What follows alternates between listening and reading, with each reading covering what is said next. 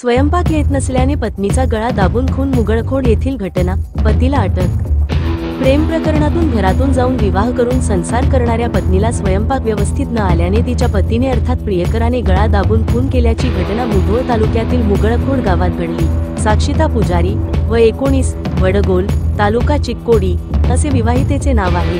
बिराप्पा पुजारी वय 21 असे संशयिताचे नाव असून पोलिसांनी त्याला ताब्यात घेतले आहे। या घटनेची मुधोळ ग्रामीण पोलीस ठाण्यात नोंद झाली आहे। याबाबत माहिती अशी, 4 वर्षांपासून बिराप्पा पुजारी व साक्षिता यांच्यात प्रेमप्रकरण सुरू होते। नंतर ती बिराप्पा याच्याबरोबर प्रेमविवाह करून घरातून निघून गेली होती। दोघेही मुधोळ तालुक्यातील मुगळखोड येथे राहत होते। याची माहिती दोन्ही कुटुंबाला समजताच वडीलधाऱ्यांच्या संमतीने दोघांचाही लग्न सोहळा वर्षभरापूर्वी पार पडला। मात्र बिराप्पाच्या मोबाईलमध्ये बिराप्पाचे काही महिलांशी अनैतिक संबंध असल्याचे फोटो साक्षिताने पाहिले। यावरून दोघांत वारंवार भांडण होऊ लागले होते। गुरुवारी तारीख 1 रात्री साक्षिताला स्वयंपाक व्यवस्थित येत नसल्याचे सांगत पती बिराप्पाने गळा दाबून खून केला। या प्रकरणी साक्षिताच्या घरच्यांनी पोलिसांत तक्रार दिली। त्यानंतर शनिवारी तारीख 3 बिराप्पा पुजारी याला पोलिसांनी अटक केली। अधिक तपास पोलीस करीत आहेत।